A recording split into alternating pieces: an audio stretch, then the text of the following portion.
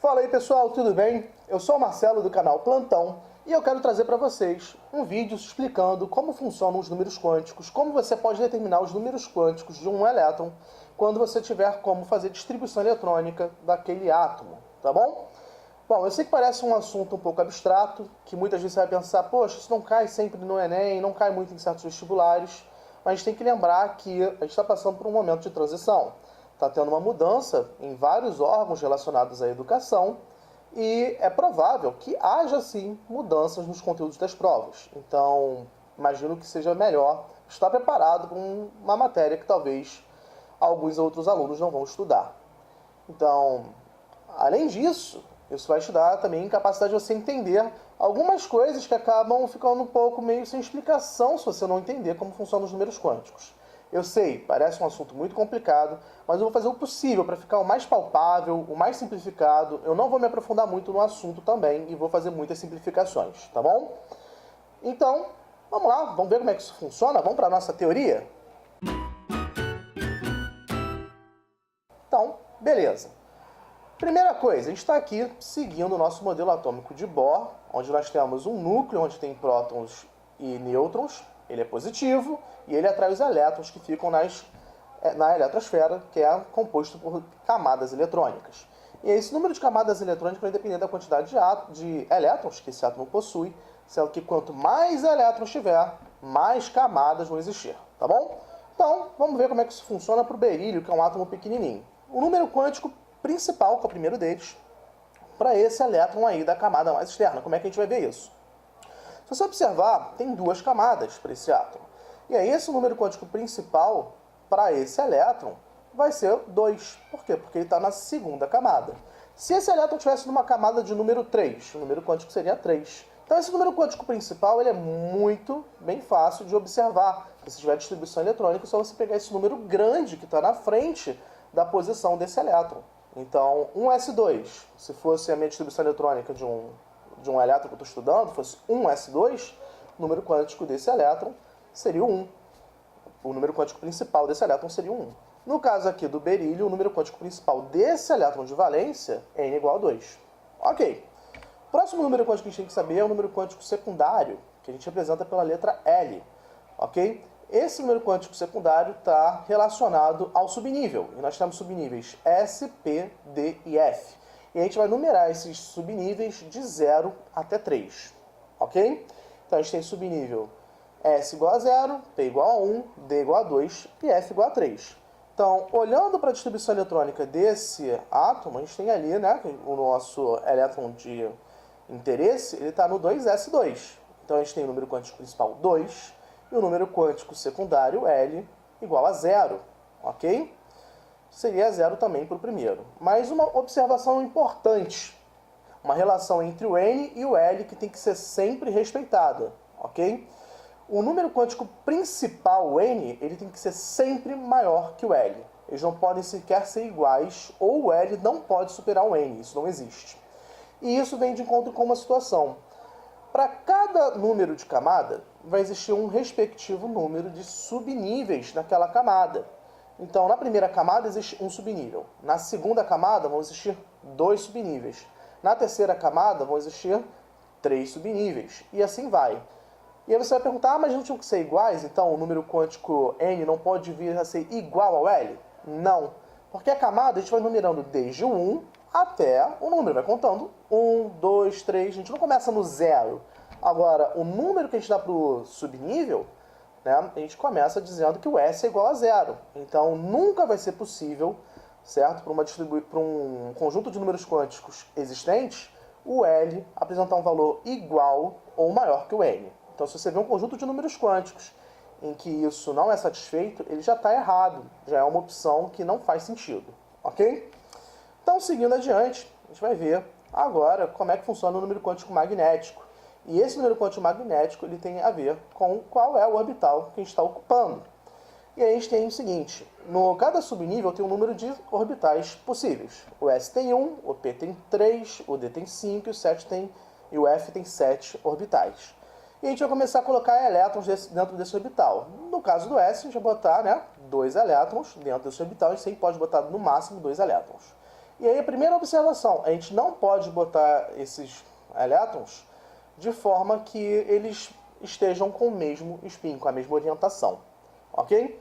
Mas antes disso, vamos ver, a gente vai numerar os orbitais para que a gente possa identificar em qual orbital que está o elétron. E a gente começa a representar esse orbital por essas caixinhas que estão aí na nossa frente. E a gente vai observar o seguinte, acho que a forma mais simples de você numerar esses orbitais é você pegar o orbital do meio e configurar ele com sendo 0. E aí para a direita vai aumentar uma unidade, para a esquerda vai diminuir uma unidade. Então, a partir disso, você vai colocar sempre os elétrons no orbital mais à esquerda, que tem um número mais negativo possível, ou no caso do S, no 0. Então você vai colocar um elétron apontando para cima e outro elétron apontando para baixo. E isso tem a ver com o próximo número quântico, mas vamos deixar ele quieto por enquanto. E agora, como é que eu vou botar os elétrons no P? Eu coloco 2 elétrons na primeira caixinha e depois vou botando 2 na segunda, 2 na terceira, até terminar? Não. A gente tem que lembrar o seguinte, isso aqui lembra um pouco um cachorro.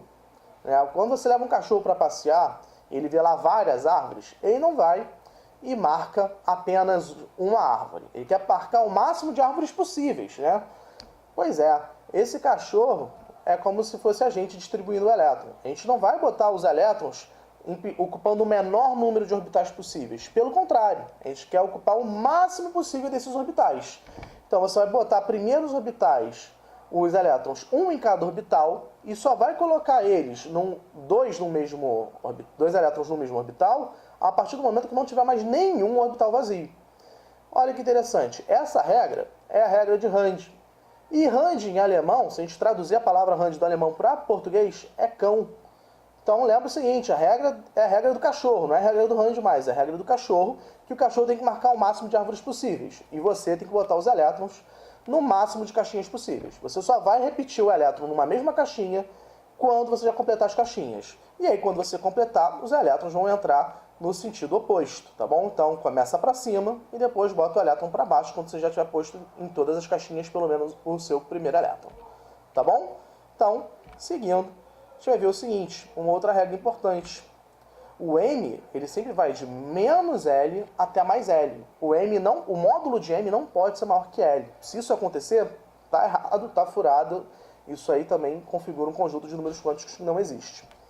E por último, a gente vai ver a última regra importante em relação aos números quânticos, tá bom? A gente vai ver que é o número quântico de spin, que tem a ver que o conjunto de números quânticos, eles não pode ser igual para 2 elétrons diferentes. Isso quer dizer na prática o seguinte, que se um elétron tem um spin positivo, digamos assim, o outro elétron tem que ter um spin negativo. E a gente convenciona aqui no estado em que eu trabalho, que eu moro, que eu vivo, que o primeiro elétron a gente coloca para cima e ele vai ter o spin menos meio.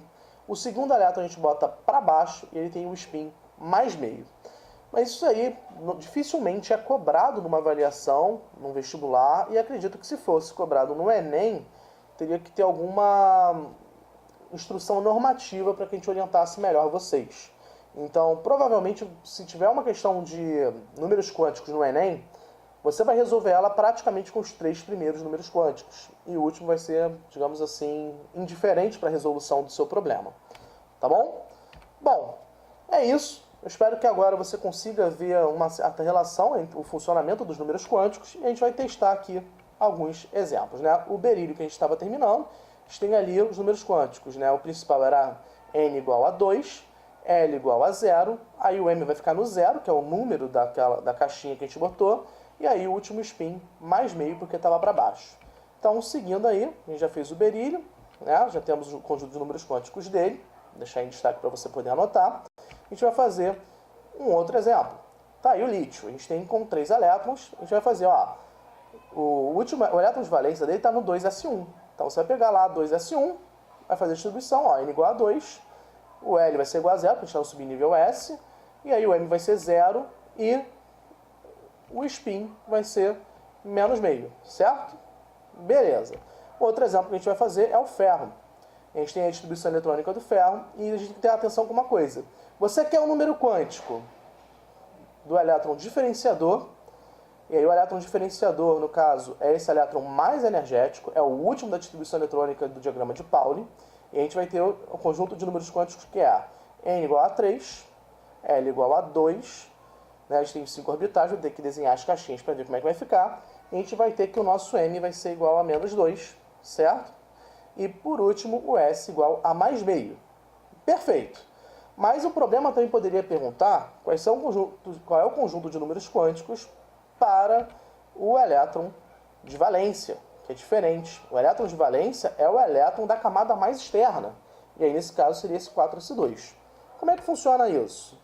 Você vai pegar lá para fazer o número quântico para esse elétron que está na última camada. Mesma coisa. N igual a 4, L igual a 0, porque o subnível é o S. Então, o M vai acabar sendo 0, porque só tem uma caixinha. E, por último, o spin vai ser igual a mais meio. Beleza? Bom, é isso aí. Se você gostou do vídeo, não esquece de dar o like aí no nosso canal, na nossa página. E, por favor, compartilha para a gente poder crescer cada vez mais, atingir e produzir cada vez mais vídeos para você, tá bom? E não esquece, tem uma listinha aí na nossa descrição para você poder praticar se você compreendeu tudo da aula. Até mais!